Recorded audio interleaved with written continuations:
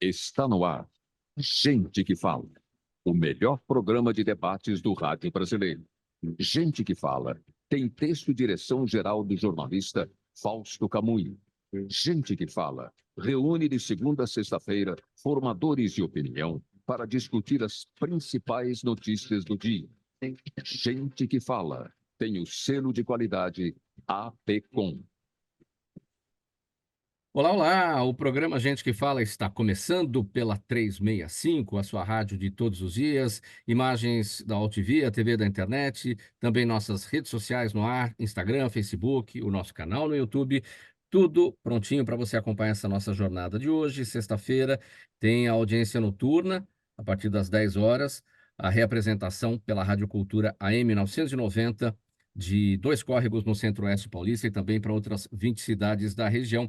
E pela próxima hora, o nosso convite, pessoal, todo mundo por aí, curtindo, comentando, compartilhando a transmissão do programa Gente que Fala. Nosso WhatsApp à disposição também para você fazer perguntas às nossas entrevistadas, entrevistados de hoje, 973350038, 973350038.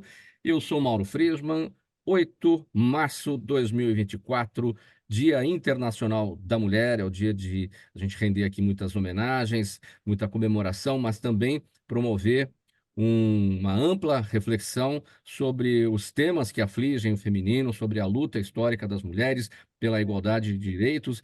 E para essa conversa, a gente vai colocar em campo aqui os nossos entrevistados, as nossas entrevistadas. Eu começo apresentando a Edinalva Moura, ela é gerente de Relações Institucionais e líder do coletivo Pacto das Pretas na Associação Pacto pela Equidade Racial. Bem-vindo aqui com a gente, Edinalva, como é que você está? Olá, Mauro, bom dia, estou bem. Obrigada pela oportunidade de estar aqui com vocês. Obrigado pela presença. Doutora Amanda Gimenez, também com a gente na nossa bancada do Dia da Mulher hoje. A doutora Amanda é advogada e especialista em Direito de Família e Sucessões. Como vai, doutora? Bem, obrigada. Queria agradecer o convite e a oportunidade de estar aqui falando nesse dia tão importante e que me deram aí a oportunidade dessa representatividade tão emblemática. Obrigado pela presença.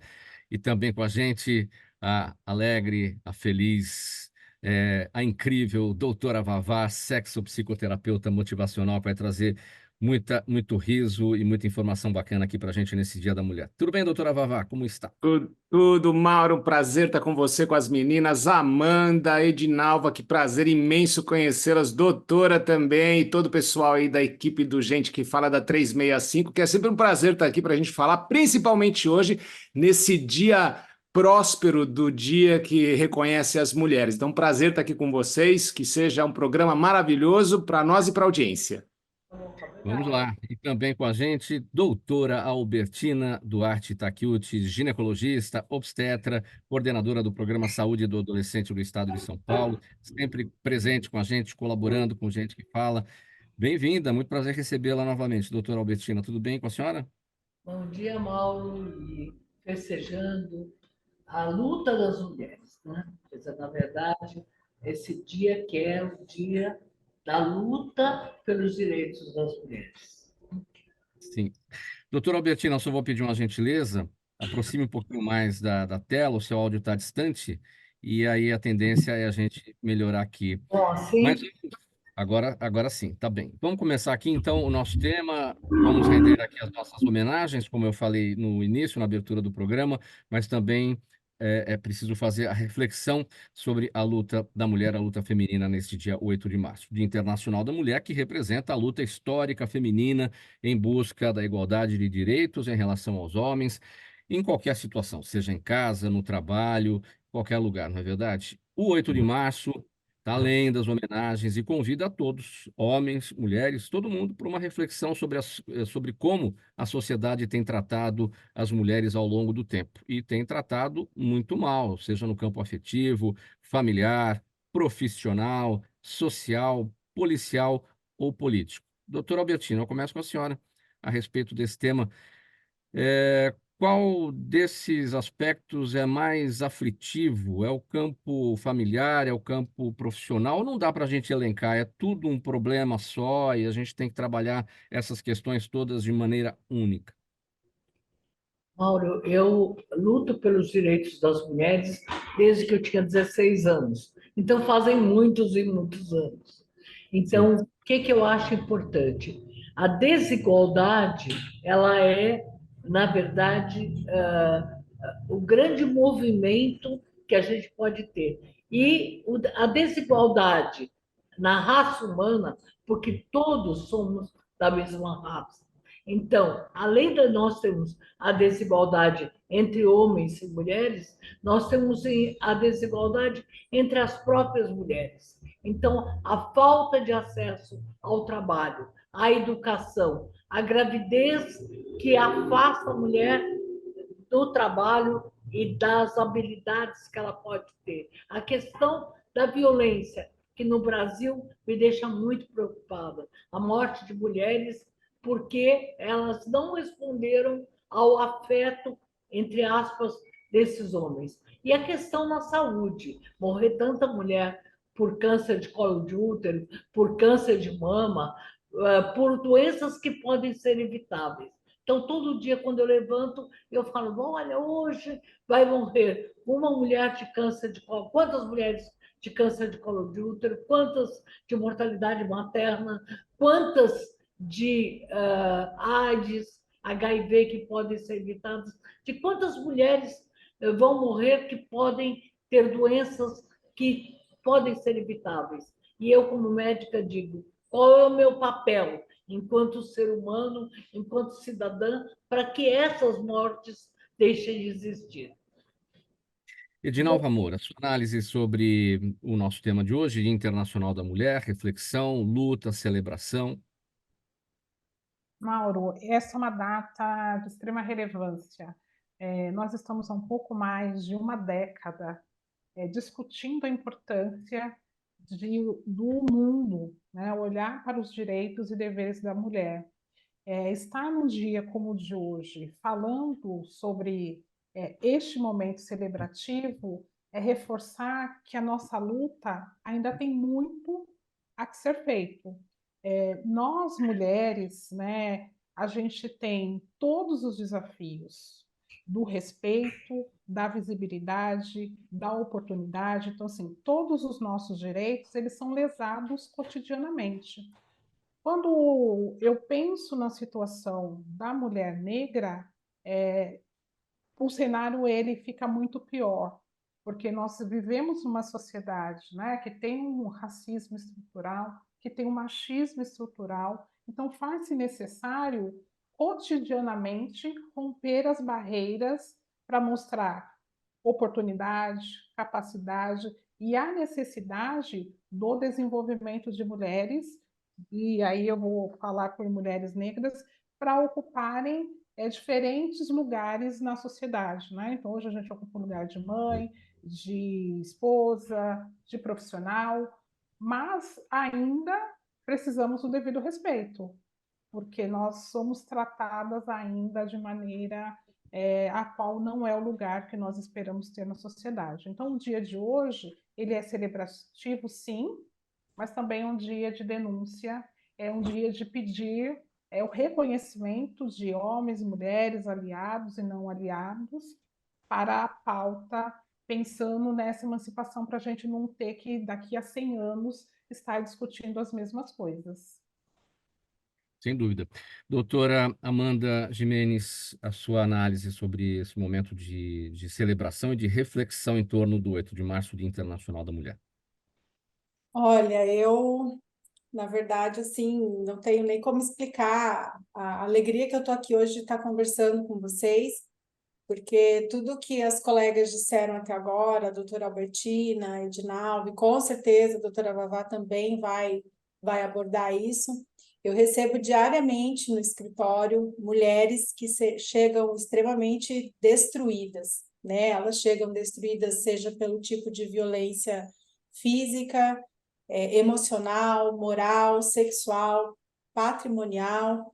Então, a gente ter uma data em que a gente possa parar e refletir sobre o tema, né, ao mesmo tempo que nos entristece por ainda ser necessário fazer isso, é importante a gente saber que existem essas pautas, que elas são cotidianas, elas são minuto a minuto, né? Como a doutora Albertina falou, no momento em que eu acordo, eu já penso quantas mulheres vão falecer hoje de câncer de mama, de câncer de colo de útero, e aí eu já vou até para além da questão médica, que é como que elas foram contaminadas no sentido do HPV para daí terem esse câncer de colo de útero, né? Então, são mulheres que eu recebo aqui a ponta do iceberg dentro do escritório todos os dias, e são mulheres que elas vêm muito sofridas, né? Elas vêm sofridas porque o homem, o marido, o cônjuge ou o companheiro, às vezes, tem um relacionamento extraconjugal, leva a doença para dentro de casa, não deixa ela participar da vida financeira dessa família, ela tem um papel muito bem estabelecido, que seria um papel de submissão e de obediência. Então, dentro do direito, da minha esfera de fala, do meu poder de fala, eu vejo que a gente ter esse dia é muito importante ainda, né? Mas que a gente se apega a ele para, como a Edinalva falou, daqui a 100 anos a gente não tenha que estar sentadas e debatendo isso, né? Que isso já seja algo natural.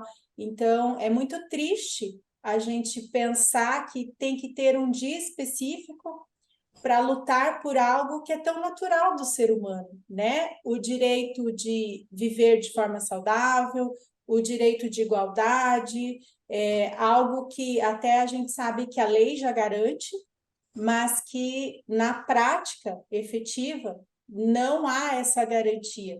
Muito porque também nós, como seres humanos, e eu falo isso como um todo, e não só questão de gênero, a gente costuma ser preconceituoso, ser agressivo nas palavras, a gente já começa muitas vezes a conversa de forma agressiva, então, e a gente tem um machismo que ele vem de muitas e muitas décadas e que continua sendo repassado por gerações e gerações.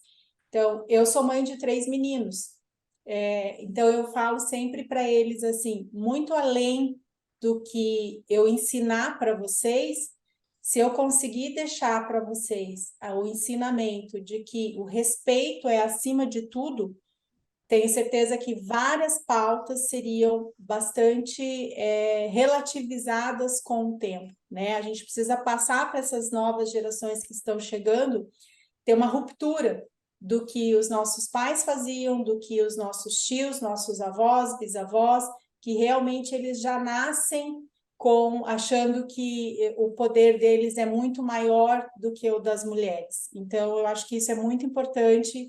A gente, como mulher, além de ter essa pauta de discussão, também trazer isso para dentro das nossas casas e ensinar isso para os nossos filhos, sejam eles homens ou mulheres, né? Ensinar para as nossas filhas mulheres que elas têm que se posicionar, têm que se empoderar, e para os nossos filhos homens que o respeito deve haver acima e antes de qualquer coisa. Doutora Vavá, sua análise sobre o 8 de março, momento de comemoração, de celebração, mas acima de tudo, de reforçar a luta feminina e a reflexão em relação à igualdade dos direitos entre mulheres e homens. Bom, começamos de uma maneira bem séria, que eu acho que merece toda a seriedade. E eu acho que a grande questão, Mauro, em tudo que eu ouvi da doutora Albertina, né, do ponto de vista da Edinalva, da Amanda, e o que eu tenho ouvido desde 2015, que eu faço um trabalho junto, principalmente à prevenção do câncer de mama, eu acho que a questão é a palavra luta. Se nós continuarmos a olhar para essa questão como algo bélico e nós não tivermos mais diálogo entre homens e mulheres, a questão realmente vai percorrer muito mais de 100 anos.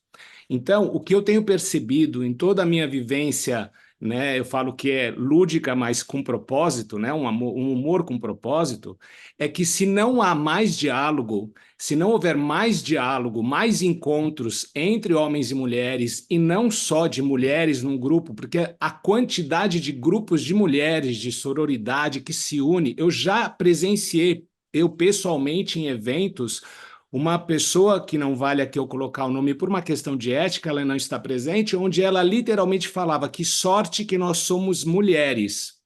E havia homens também na plateia.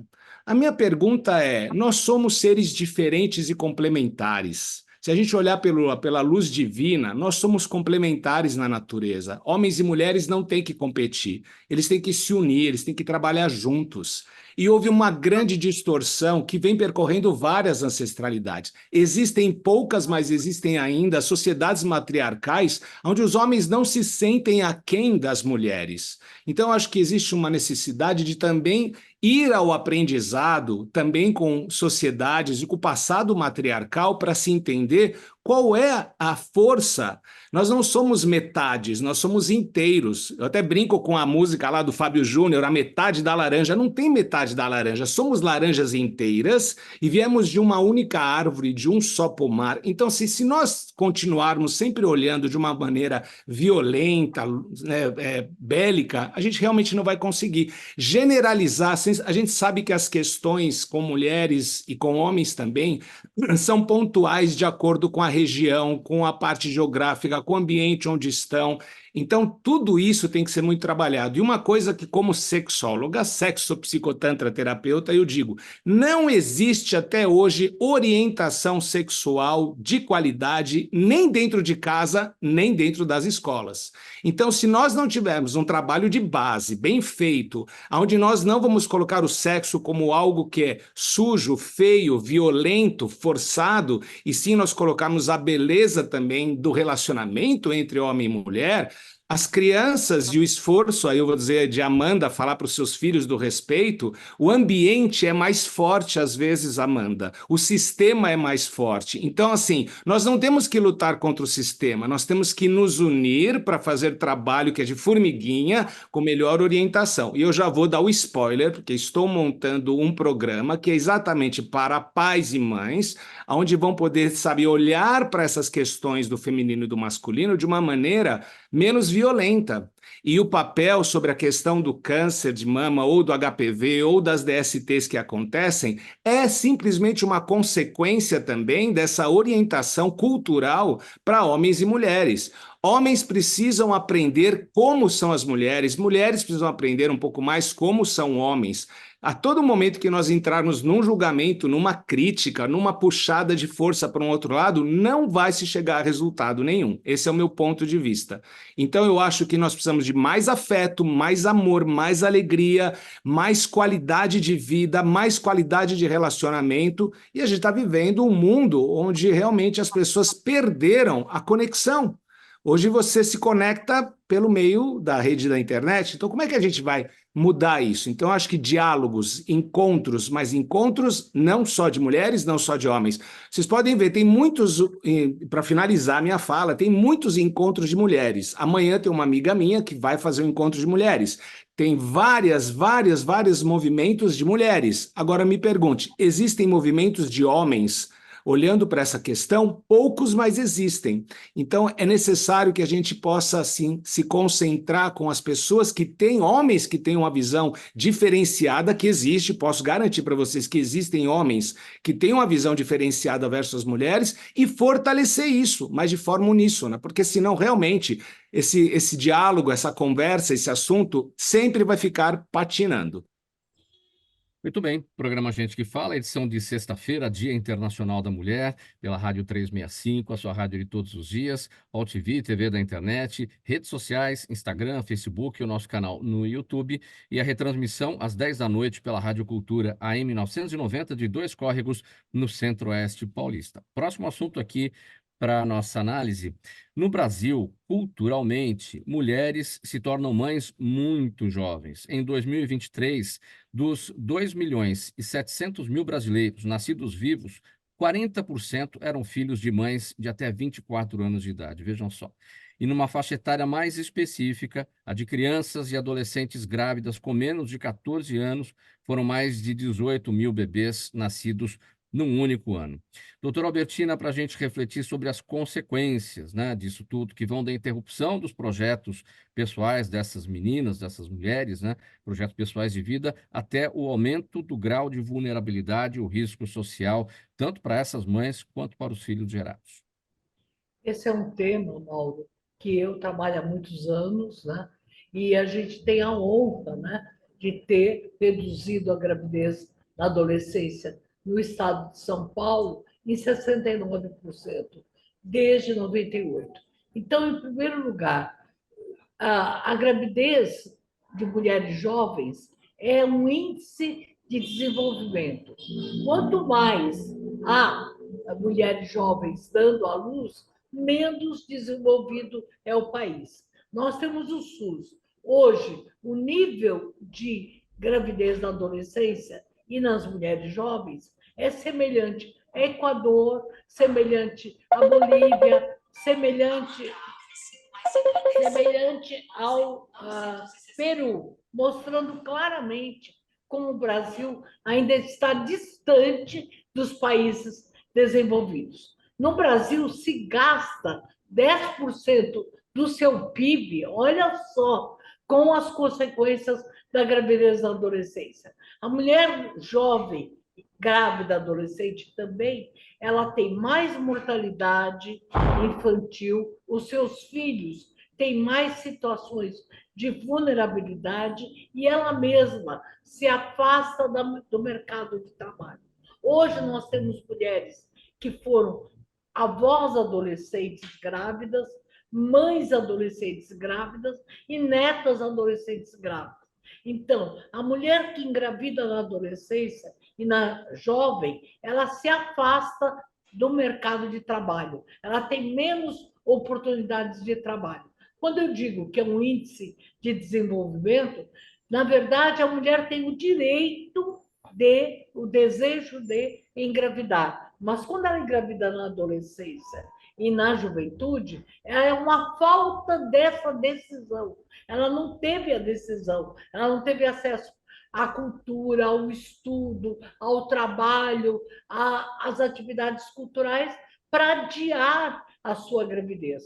Agora, como disse a nossa colega, a desigualdade é muito grande. Na verdade, a mulher da periferia, a mulher pobre e a mulher negra tem muito mais risco de gravidez na adolescência. Então, além de ser um índice de desigualdade social, é também um índice de desigualdade entre as situações da região, as situações da cor da pele, as situações de pobreza. Então, país pobre, gravidez na adolescência e na juventude mais pobre. E quem é mais pobre engravida mais, com certeza.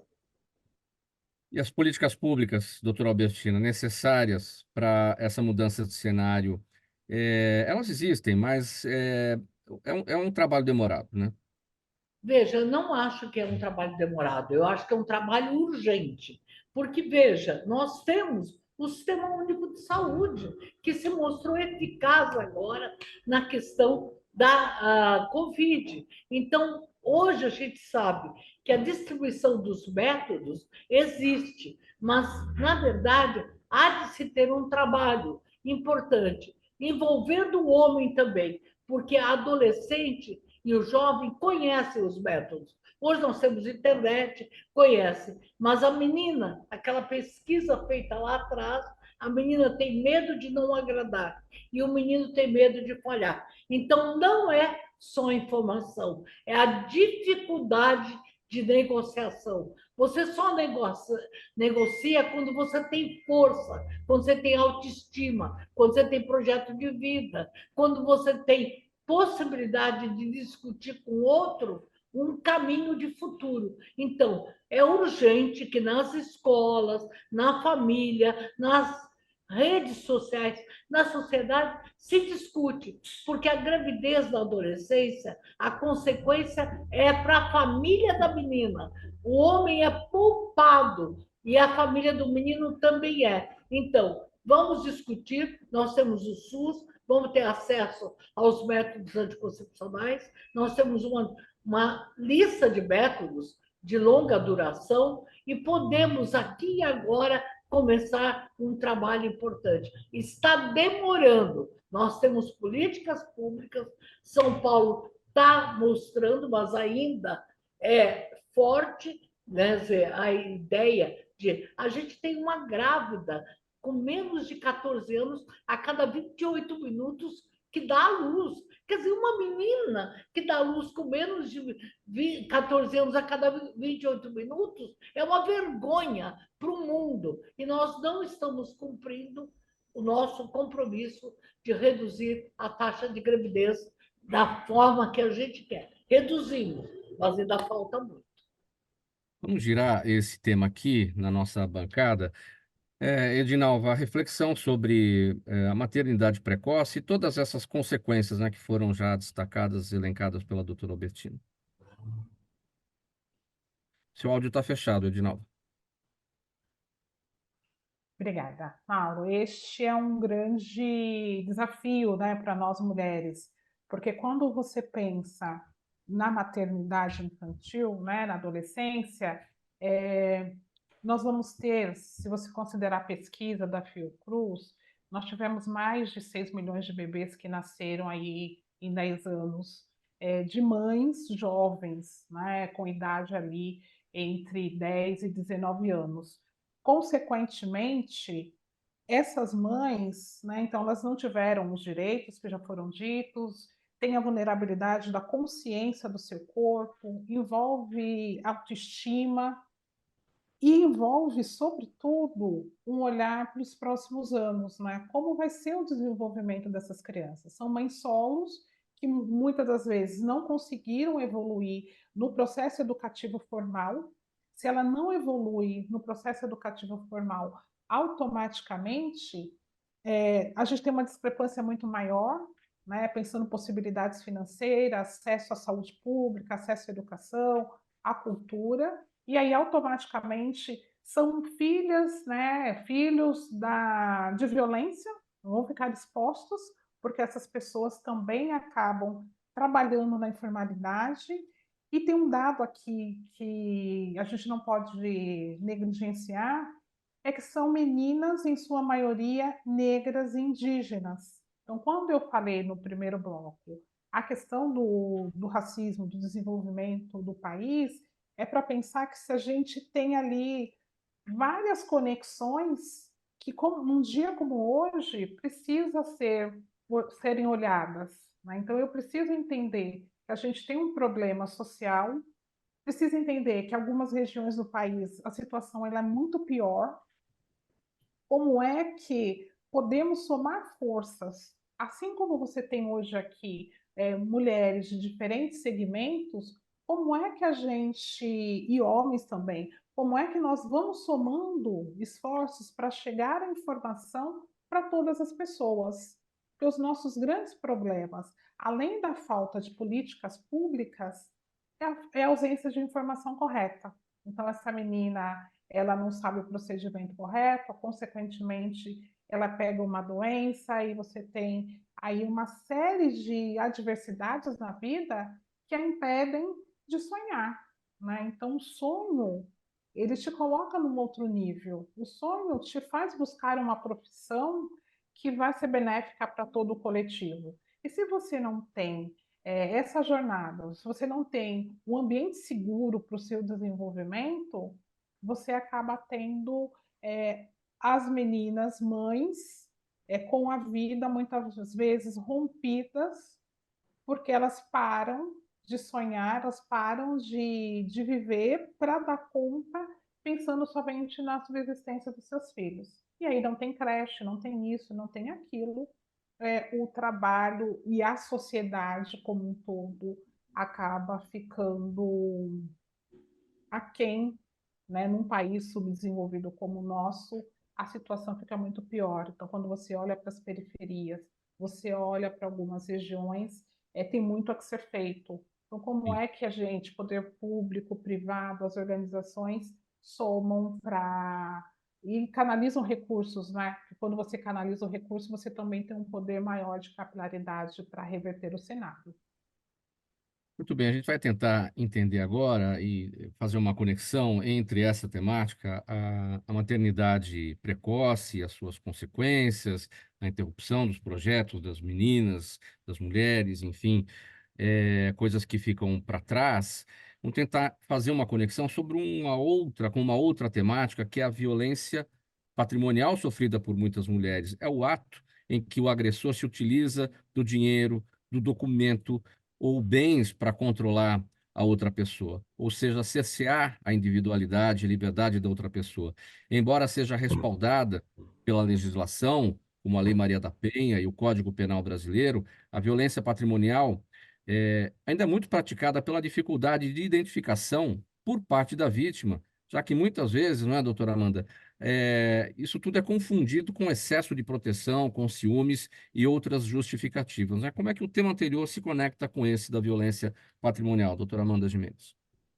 Nossa, estou achando assim fantástica essa conversa, porque não tem como a gente chegar, né, até a minha fala sem antes perpassar pela doutora Albertina, pela Edinalva, e com certeza depois a Vavá também vai tratar isso com a alegria que lhe é peculiar, mas tem muita relação e a gente sabe que, pegando essa questão da gravidez na adolescência e da gravidez precoce, a gente tem a mulher desistindo dos seus sonhos, como a Edinaldo falou, se desestruturando completamente e aumentando aí a dependência da pessoa, da figura masculina na vida dessa menina, na vida dessa mulher, né? Então, ela vai crescer totalmente desacreditada de que as coisas são possíveis em sua vida, ela vai crescer com uma dependência emocional muito grande de quem é o pai do seu filho, ou até mesmo do seu próprio pai, porque acaba que muitas vezes essa mãe é abandonada pelo pai dessa criança e ela acaba ficando na dependência do seu pai de origem. Então, quando a pessoa chega, quando essa mulher chega aqui, ela está totalmente desestruturada, ela não se vê na possibilidade de recomeço, ela já perdeu as oportunidades de formação, até mesmo de educação básica, muitas vezes ela não tem a educação básica ali do ensino fundamental, e o que resta a ela é uma dependência financeira e emocional muito grande. E o homem certamente se vale disso. A figura masculina na vida dessa mulher, ele se vale demais disso. Por quê? Na forma de controle dela, do sair ou não sair, você não é capaz daquilo. Muitas mulheres chegam aqui no escritório, mulheres que se casaram super jovens, iniciaram a união muito jovens, justamente por conta de uma gestação precoce, né? E elas chegam aqui e falam, não, mas eu não tenho nem como começar uma vida nova, eu não sei nem por onde começar, como que eu vou ficar sozinha com meus filhos? Como que eu vou fazer isso? Como que eu vou fazer aquilo? Então, não, mas isso ele faz, e é muito também comum a gente ver na fala da mulher sempre uma forma de estar justificando o que ela sofre como violência, né? Ah, mas é que também eu provoquei, né? Eu fui ao mercado, eu podia gastar tantos reais e eu gastei mais do que tantos reais. Então, a hora que eu cheguei em casa, ele me ofendeu, ele me empurrou, né? Ah, eu fui ao salão, eu ia fazer só a unha, acabei fazendo a unha e cortando o cabelo, eu não podia, gastei demais. Então, e essa violência patrimonial, ela é uma violência velada, de fato. Tanto ela é velada que, como você mesmo falou, Mauro, ela não enxerga isso como uma forma de violência, e como eu já havia falado instantes atrás, ela justifica essa violência no zelo do companheiro. Então, não, é que nós estamos com as contas apuradas. Tá, você sabe qual que é o apuro dessa conta dessa família? Muitas vezes a mulher não sabe. Quantas mulheres eu recebo aqui no escritório que elas sequer sabem quanto que é o orçamento dessa família? Elas, às vezes, têm conta conjunta com o companheiro, mas está limitado a ela somente um cartão. Ela não pode ter nem senha de acesso a essa conta para saber quanto que é movimentado nessa conta. Não só também essa questão de limitação, de rédea de gasto, mas a própria fraude desse companheiro, desse marido, em ter um patrimônio enorme e deixar em nome de terceiros, para que ela não tenha acesso a esse patrimônio no caso de um divórcio, no caso de um falecimento. Pode falar. A dependência emocional dessa mulher, ela é diretamente proporcional à violência patrimonial que ela sofre? Olha, tanto a violência patrimonial quanto a violência física também é proporcional, é muito proporcional. E essa mulher chega aqui também, muitas vezes, desacreditada dela mesma pelo que ela ouve da violência psicológica. Ah, você não é nada, você não é capaz, você a vida inteira ficou cuidando dos filhos, agora você acha que alguém vai te querer? Você com 2, 3 filhos aí, você acha que alguém vai te querer?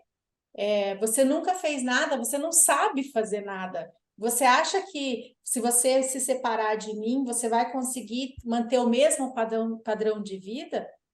Então, isso é uma fala muito recorrente aqui no escritório e que é algo assim que a gente faz um trabalho, inclusive, até de conscientização dessa mulher aqui dentro.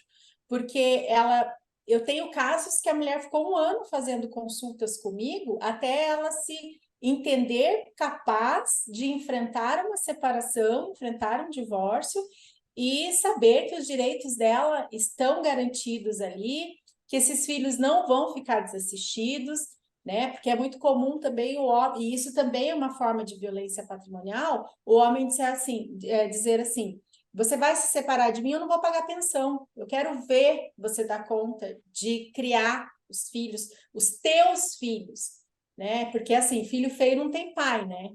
Filho feio só tem mãe. Quando o filho é bonito, tá lá para tirar foto, formatura, tal, aí é meu e seu.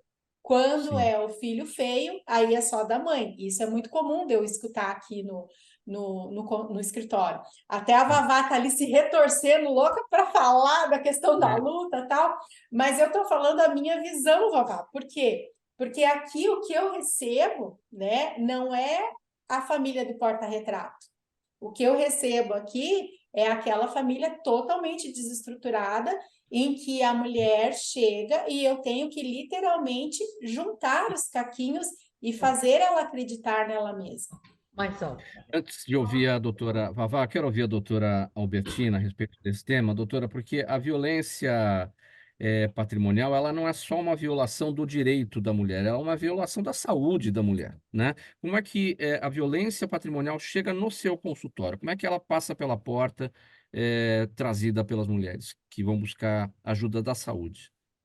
Na verdade, a saúde mental, né, ela começa pela autoconfiança, pela autoestima, pela autovalorização.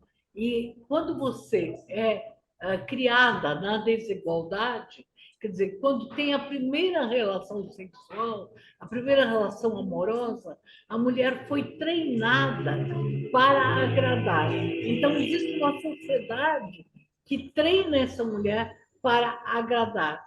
Isso é uma situação de submissão e de escravidão. Então, enquanto que a gente não romper essa barreira da escravidão, a mulher tem medo de dizer não, tem medo de sair de uma relação tóxica, porque ela se sente um ser inferior. Então, quanto mais desigualdade, quer dizer, a mulher, desde que nasce, ela acredita que ela é um ser inferior. Ela só é superior se ela tiver alguém, um homem, para aprová-la. Então, hoje nós precisamos fazer com que essa mulher rompa essa barreira do medo de não agradar. Eu não preciso agradar ninguém. Eu sou um ser humano autônomo e eu me gosto e eu sou uma guerreira.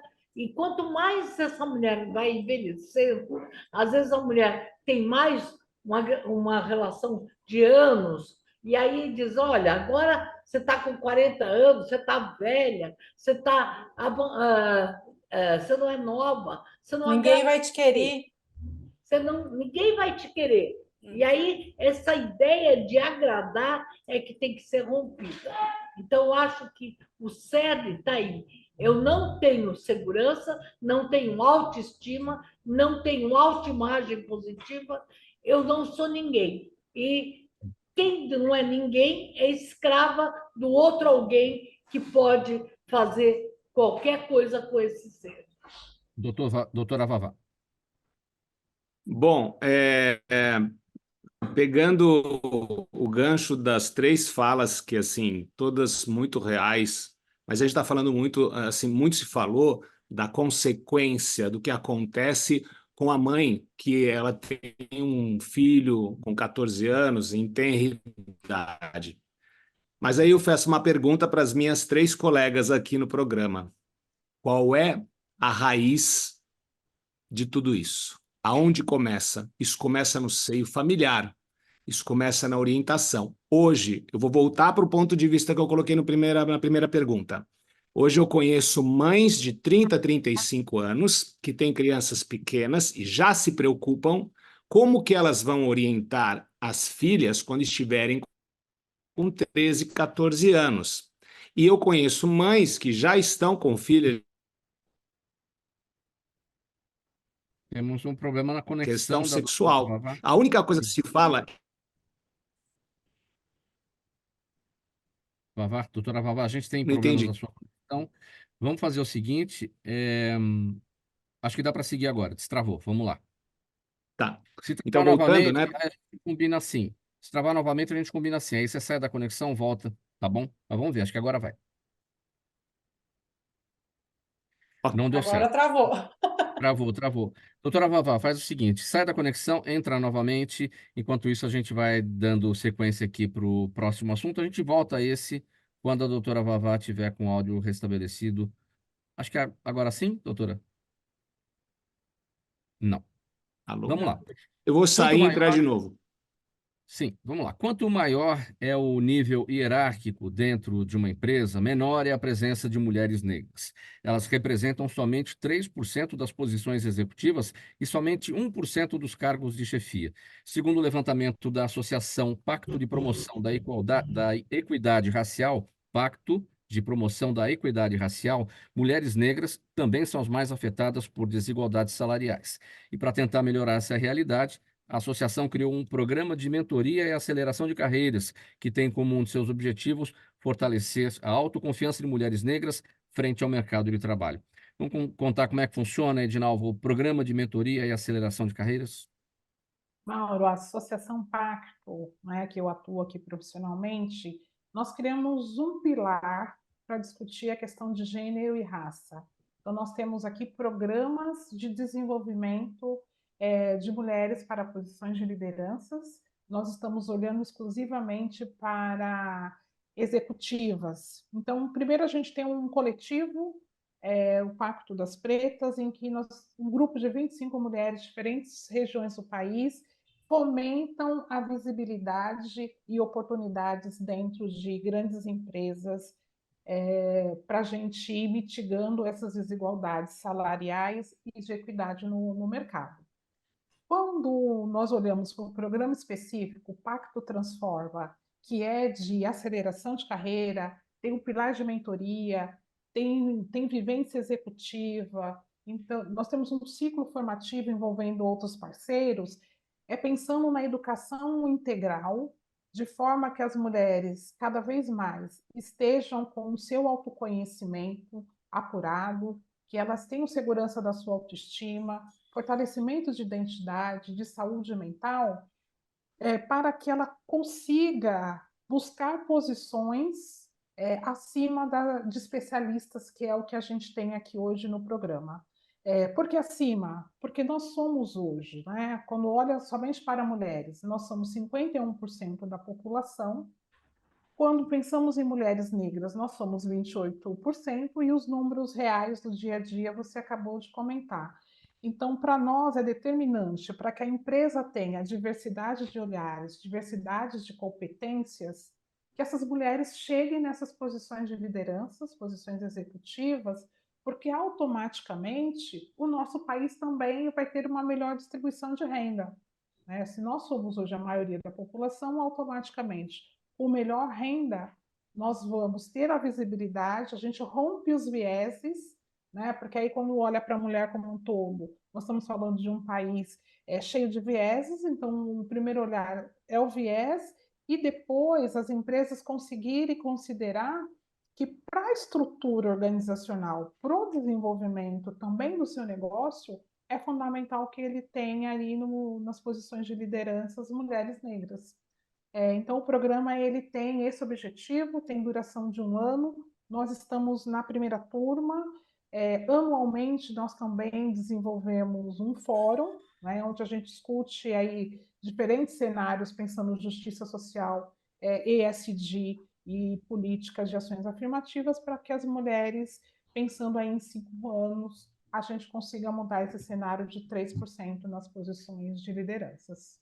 Nesse aspecto, eu queria tentar fazer uma conexão para a gente entender como é que as políticas públicas afirmativas e que têm sido desenvolvidas nos últimos anos para resgatar essa dívida histórica que a gente tem e trazer as mulheres para os cargos de liderança, enfim, como é que isso se conecta com o que as empresas desenvolvem, ou as empresas não estão trabalhando essas questões, ou quais são as empresas que estão trabalhando essas questões, porque é preciso que haja uma conexão entre o poder público, entre empresas, terceiro setor, todos, né, no mesmo objetivo.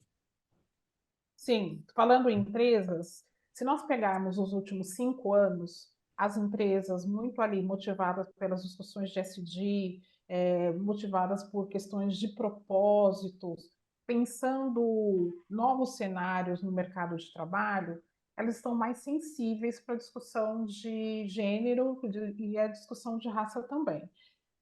Aqui na associação, nós criamos um protocolo para que as empresas consigam olhar para suas metas e serem propositivas na aceleração de carreiras de mulheres negras, pensando no mercado de trabalho.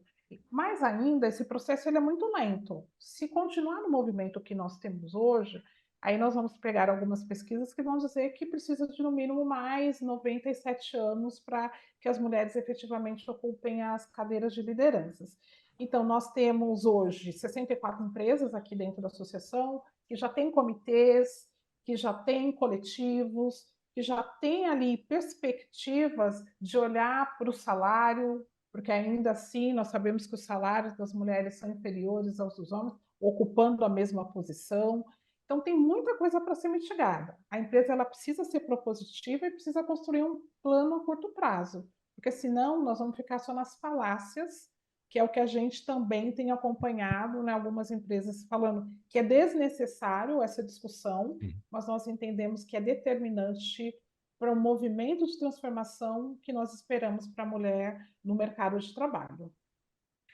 Muito bem, a doutora Vavá está de volta, acho que a conexão está ok. E, doutora Vavá, vamos falar aqui a respeito do seu tema, do seu trabalho nas empresas e organizações.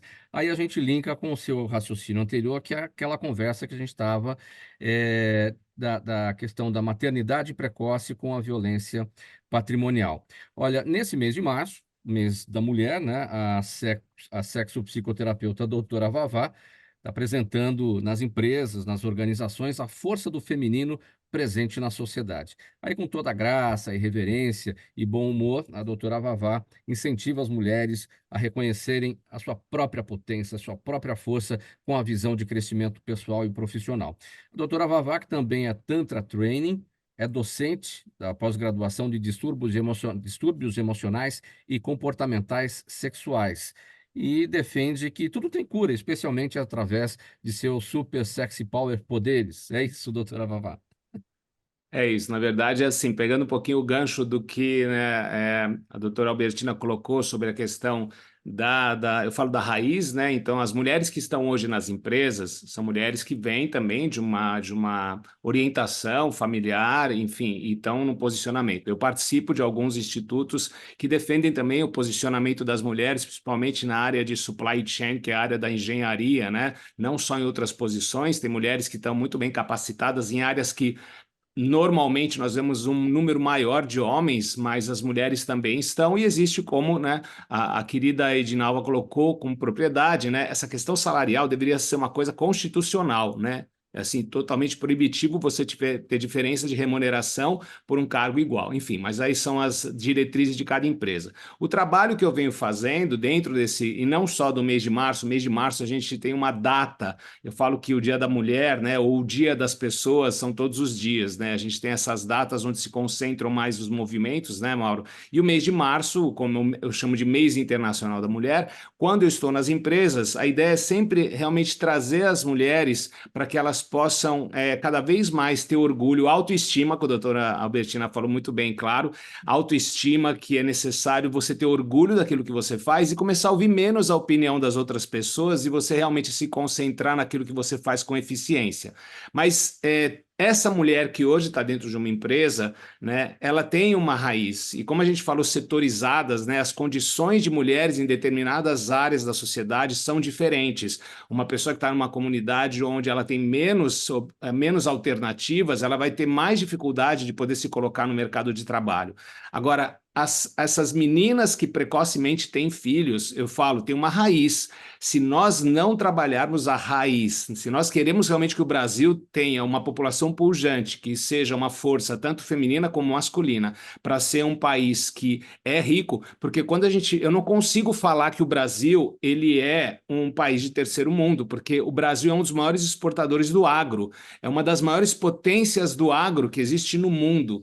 Então, como é que a gente tem essa disparidade tão grande? Então, nas empresas, eu procuro sempre trazer essa conscientização e ter uma coisa que a mulher, por que ela é valorizada? A mulher, ela não só está trabalhando, a mulher, ela cuida da casa, ela cuida dos filhos, ela tem várias atividades multifuncionais que os homens não fazem. Então, se não houver uma distribuição, e eu levo isso para as diretorias, hein, Mauro? Eu levo isso para os presidentes de empresa, se fala muito sobre isso. E olha, eu posso falar, tem empresas que já têm um trabalho muito bem voltado para a condição da mulher trabalhar.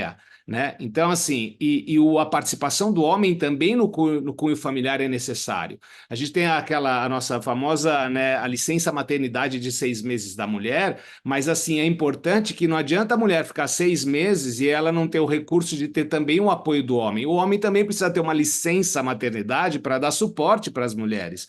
Né? Então, assim, isso também tem que ser trabalhado de outra maneira. O importante é que, assim, eu acho que eu não gosto de usar a palavra luta, né? Mas acho que esse movimento ele precisa ser trabalhado em várias linhas dessa jornada. A gente precisa trabalhar a família, nós precisamos trabalhar e conscientizar e fortalecer as mães que têm filhos, mesmo as que têm filho precoce. Por que elas têm filhos precoce? Porque elas não têm uma orientação. Se o homem é voltado para olhar para a pornografia desde cedo e ele acha que a pornografia é a relação sexual, que ele sempre tem que estar presente, e a mulher ela foi feita para agradar, isso tem que ir abaixo. Nós precisamos mostrar essa relação entre homem e mulher de uma maneira totalmente diferente do que a gente vem carregando na nossa ancestralidade. É hora já, como a doutora Albertina falou, passou o tempo, é agora. Aí, respondendo a Edinalva, o que pode se fazer? Eu não acredito que só as políticas públicas resolvem. A gente precisa envolver o poder privado. Do mesmo jeito que a gente tem uma Fiesp, que é uma federação da indústria, né, do Estado de São Paulo, e outras, por que não colocar também a responsabilidade para o setor privado? Porque eu tenho certeza que se existe um movimento para o setor privado, com alegria, com bom humor, com objetividade, com consciência, a gente pode sim cuidar para que a educação das pessoas fortaleça a autoestima, porque a autoestima se fortalece como? Com afeto, com alegria, com sinceridade, com verdade, com clareza. Então, ficar falando só sobre as consequências, a gente não sai daqui, Mauro. A gente precisa, sim, ir na raiz da situação, porque tudo que acontece depois é consequência, efeito causa. Então, se a gente realmente quer um Brasil que seja um Brasil potente, nós precisamos começar a trabalhar, de novo, revolver a terra, pegar essas sementes novas, fazer com que elas possam crescer e se nutrir de maneira forte, independente de onde estão, de setores, e a gente fazer com que no futuro, e num breve futuro, a gente tenha jovens mais esperançosos de o que vão ser na vida. E aí sim a gente vai conseguir. Então, meu trabalho é árduo, porque dentro eu, como entidade da alegria da Humorizar, junto com as outras tantas, né, o nosso papel, a nossa missão é realmente resgatar a alegria vital das pessoas tendo conhecimento. Sem conhecimento, você não chega a lugar nenhum. Sem conhecimento, a gente não leva nenhuma pessoa a lugar nenhum. Conceitualmente, não se faz nada. A gente realmente precisa nutrir as pessoas e fazer com que elas possam caminhar sozinhas. Você falou, Vavá, do Brasil potente, né? Pois é, o Brasil é potente, o Brasil é rico. O problema é a desigualdade que a gente tem. O Brasil é rico e a gente não pode ter essa desigualdade, e é o que está na raiz dos problemas. A desigualdade está lá na raiz dos problemas. Tudo que a gente passou aqui hoje está lá por conta dessa desigualdade de um país que não merece isso, um país que é rico, né? Sob todos os aspectos, e culturalmente, e também no valor econômico que nós temos aqui. A gente paga muito imposto, né, Vavá? É um país maravilhoso. Crítica política, porque nós ainda vivemos, né, nós temos um núcleo, a gente dá muito poder para a política. E o povo, né, tem uma criatividade, as pessoas, todas as pessoas. Por isso que eu falo, eu não consigo conceber, dentro da minha arte, eu não consigo conceber diferença por raça, por gênero. Não interessa. Não interessa o gênero, não interessa a cor da pele. Nós somos todos seres humanos. Então, assim, não, viver, a pessoa que tem esse olhar para uma diferença nesse sentido, ela não precisa ser atacada, ela precisa ser acolhida, ela precisa ser reorganizada. Nós precisamos de reorganização emocional hoje na sociedade. Eu uso a arte, eu estou dentro do ambiente da arte para realmente procurar levar para as empresas, nesse setor específico, a conscientização. Sabe o que a gente ouve hoje dos profissionais das empresas, Mauro? Ainda é um moedor de cana. Por quê? Porque o capitalismo ainda é sagaz, ele ainda assim, esses momentos que a gente fala, todos os momentos, ESG, empresas B, no final das contas eu falo, já que a empresa precisa apresentar o seu faturamento ou o seu quadro na Gazeta Mercantil, eu falo, onde é que está, né, o teu índice, né, o índice humano, né? Onde é que está a qualidade? Onde é que estão os indicadores de qualidade humana? Né? A gente precisa ter esse outro tipo de política, que eu não vou chamar de pública, eu vou falar assim, que é política humanitária. Nós precisamos fazer isso. E eu confio que a arte movimenta, a arte consegue movimentar isso de alguma forma, né? Então, eu estou à disposição da doutora Albertina, estou à disposição da Edinalva, estou à disposição da Amanda Gimenez. Nós não fazemos trabalho só por conta do que a gente recebe financeiramente, tá? Eu acho que, assim, se a gente tem uma sociedade mais saudável, nós temos um país mais rico. Gente, perguntas da nossa audiência, o nosso tempo está apertado aqui no final, é uma para cada um, para cada uma. Então, vamos a elas. Eu vou pedir 30 segundos só para vocês, bastante objetividade, tá? A doutora Vavá está com a palavra. Vavá, a Patrícia Rodrigues está no Facebook e pergunta o seguinte: como se vai do ponto G ao ponto H, que é o título de uma de suas palestras, e por onde anda o Roberto Caruso? Ela também pergunta. Muito bem. O Roberto Caruso anda nos bastidores, né? Ele é o bastidor, ele é o criador, ele é o cavalo, se a gente fosse falar da área espiritual, ele é o cavalo, é ele que recebe as entidades, né? Então é ele que praticamente, né, faz toda a parte de criação e dá vida às entidades, ou recebe as entidades. Do ponto G ao ponto H, isso é uma coisa que dentro da sexologia sempre se fala muito, o ponto G, gente, o ponto G ele não é nenhum mistério, ele é simplesmente um lugar que eu falo que a mulher divinamente recebeu um equipamento completo, perfeito para entrar em estados de energia orgástica maravilhosos. E o homem está a serviço da mulher. Homens que estiverem ouvindo, vocês estão a serviço, e uma parte minha da entidade já sabe isso, já se conscientizou. Não há nada mais bonito do que você ver uma mulher, ela está com um sorriso de prazer em todos os sentidos. Então, o ponto G é o ponto da graça, da divindade, e o ponto H é o ponto do humor. Se você, quando está no seu momento mais íntimo, se você não se diverte, se você não dá risadas e se você fica menos de 20 minutos, né, junto com a sua parceira, o seu parceiro, você não está fazendo amor, você está desperdiçando o tempo dos dois. Então, junte o ponto G da graça com o ponto do humor e seja feliz e faça as pessoas felizes. É isso. Amanda, doutora Amanda, o Jaime do Jardim Bom Filhole, aqui em São Paulo. Jaime, valeu aqui a participação sempre. A mulher está mais consciente na defesa de seus direitos relacionados ao direito de família, como, por exemplo, na partilha de bens, no caso de um divórcio. Pergunta aqui do Jaime. Bem breve, doutora, que a gente está bem apertado, tem as outras questões. Obrigada pela colaboração aí, Jaime. Na verdade, o que a gente vê é assim, os profissionais estão mais conscientes da importância do papel deles no momento de um divórcio.